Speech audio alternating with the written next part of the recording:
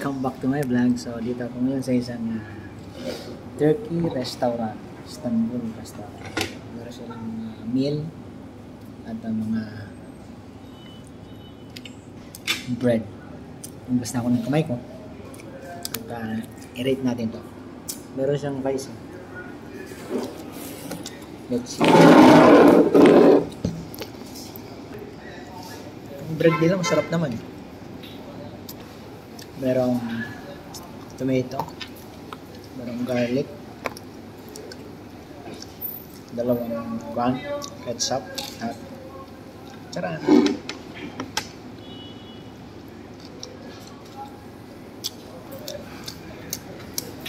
Merong fries, di mo kumakain ito.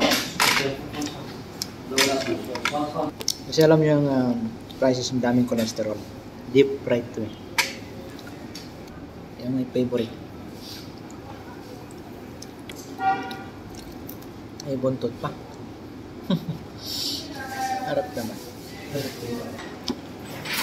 Hindi sana makakain ng rice. Kaso, yung order nila, talagang kompleto may rice. Tsaka, yung bread nila, kompleto lahat.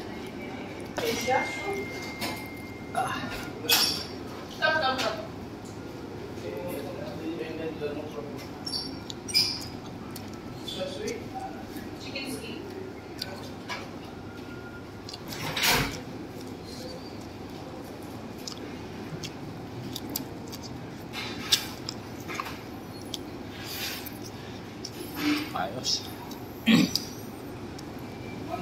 So, technique pagka kumakain ng ma-oil, ayun, tissue. Para mawala yung mga taba-taba tsaka oil.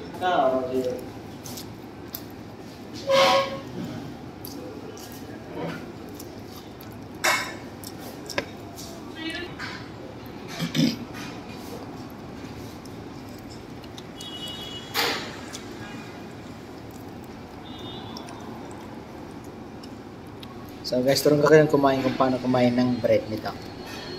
Okay. Ano siya, tipakin nyo. At lagay nyo to. At isaw-saw sa mga sauces. Okay. Like ano, garlic, ketchup. Yun.